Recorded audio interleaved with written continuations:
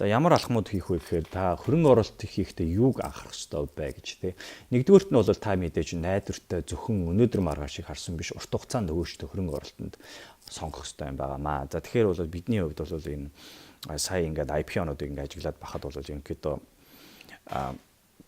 өнөө маргааш шиг юм гялс мөнгө олоод ингээд явцдаг гэсэн тийм төөрөгдлүүд байгаад байна. Тэрнээс болоод бас яг ачаалал дийлж байгаа дийлэхгүй ч гэсэн тийм асуудал бол гарч байна. Тэгэхдээ хамгийн гол нь бол хөрөнгө оруулагч гэдэг дээр хөрөнгө оруулагч гэдэг арилжаа хийгч гэдэг хоёрыг бол ялгаж салах хэрэгтэй юм байнамаа. Тэгэхээр арилжаа хийгч байна, хөрөнгө оруулж байна гэдгийг бол холчоод байна. За хөрөнгө оруулагч гэдэг маань бол олон найдвартай юмд өөрийгөө энэ компани бол хөгжнө гэсэн зүйлд хөрөнгө оруулаад 5-аас 10 жил, 3-аас 5 жил юм эсвэл урт хугацаанд ингэж харахыг хөрөнгө оруулагч гинэ. Тэр хүн бол одоо арилжаа хийгч өдөр тутмын арилжаа буюу swing trader буюу day trader гэдэг ойлголт бол тэр хүн биш ээ.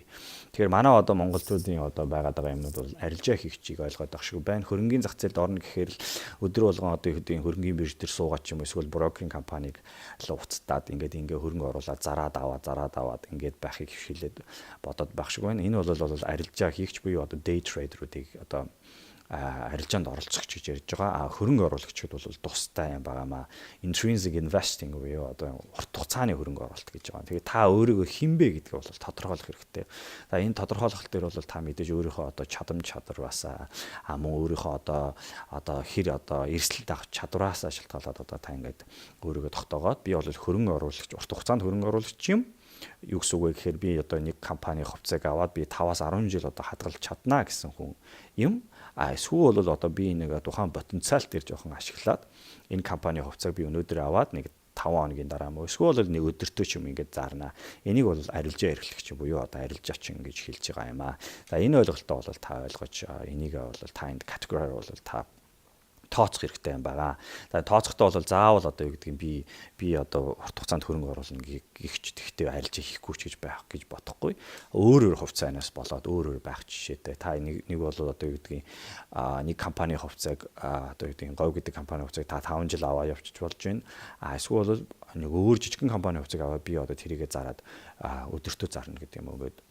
Хувьцаанаас шалтгаалаад өөр байж боломжтой. За тэгэхээр нэгдүгээр алхам бол ийм байна. Тэр алхамаа бол та бүхэн маань заавал хийх хэрэгтэй. За хоёрдугаар алхам бол тухайн өдрийн тухайн хөрөнгө оруулалтынхаа талаар мэдлэгтэй, мэдэтгүүнтэй мэрэгжлийн хүмүүсээс асуусан байх хэрэгтэй. Мөнгөө төлөх хэрэгтэй юм аа гэж.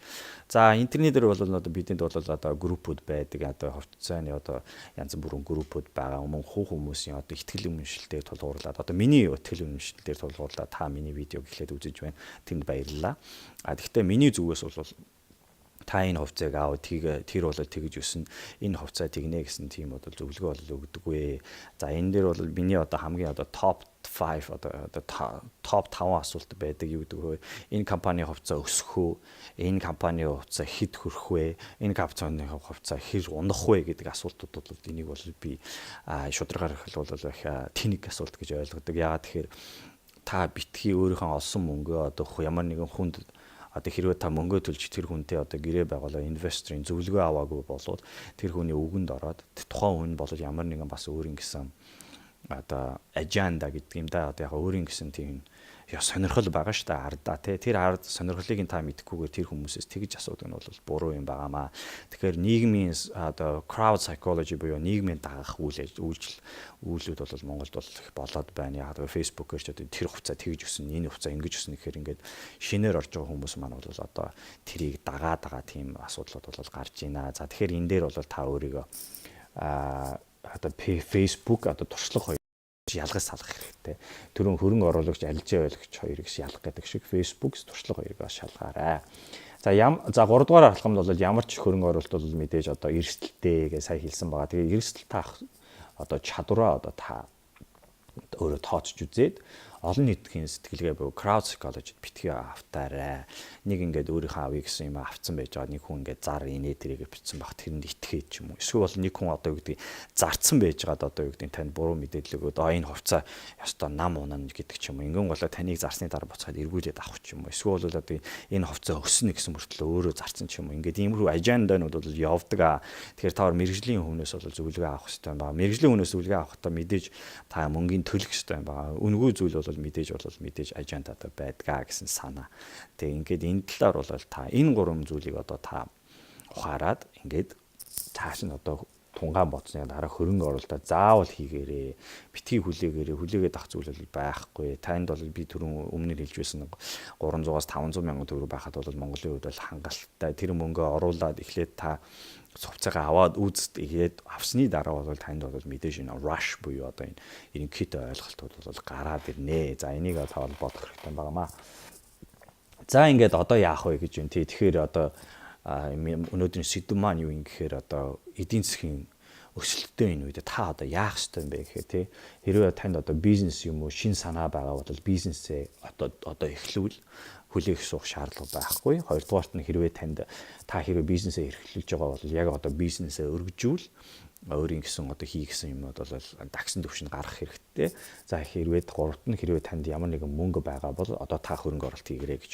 Тэгэхээр одоо төлөөх шаардлага байхгүй. Та энэ бүхний тооцоолоод хөрөнгө оруулалт болон энэ юм дээр оруулаарай гэсэн санаа юм аа. За тэгээ өнөөдрийн хичээл бол ерөнхийдөө recap. Та энэ олон хичээлийг үзлээ. Мөн танаас би эргүүлээд асуухад та эргүүлээд хөрөнгө оруулалтаа хийсэн үү? Хийгээгүй бол яагаад хийгээгүй бэ гэж те. Тэгэхээр ингээд сураад бол та хэрвээ практик дээр ажиллаагүй бол энэ бол цаашдаа ямар нэгэн хэрэггүй юм аа гэж. Яагаад тэгэхээр Бурхны шашны номч гэсэн байдаг хүн та хэдий одоо алтан гэрлийн судар гэдгийг байдаг гэдгийг уншсан мөртлөө очиж сонсоогүй бол ямар ч ашиг байхгүй. Мөн сонссон мөртлөө өөрөө өсөсгөр нь бичээгүй хэрэгжүүлээгүй бол танд ямар ч ашиг байхгүй гэдэг шиг та энийг одоо сонслоо та ингээд цааш нь өргөжлүүлээд явах хэрэгтэй юм аа гэдэг санаагаар энэ өдрийнхөө хичээлийг өндөрлөе. Тэгээд Монголд бол одоо эдийн засгийн өсөлт бол өсөж явж байна. Ирээдүй бол нэлээд сайхан байна, өөдрөг байгаа дээр та эхлэж явах хэрэгтэй. Гарааны хурд маань бол эхлэх хэрэгтэй юм байна. Тэгэхээр та хөрөнгө оруулалтаа өнөөдрөөс эхлээд хийгээрэй. Мөн ямар бүтээгдэхүүнд оруулах гэдэг өөрөө шийд мөн өөрөө олж ав мөн өөрөө тэрний талаар мөнгөний төлөө одоо цааш нь ингээд ажиллаа гэсэн санаа юм аа. За ингээд та бүхэндээ баярлалаа. Комент бичээрэй, мөн шеэрлээд өгөөрэй. Олон удаагийн маань видеог үзэж байгаадаа та бүхэндээ дахин баярлалаа. За ингээд ирээдүйдээ Монгол орны төлөө бүгдээрээ хамтдаа хөдөлцгөөё.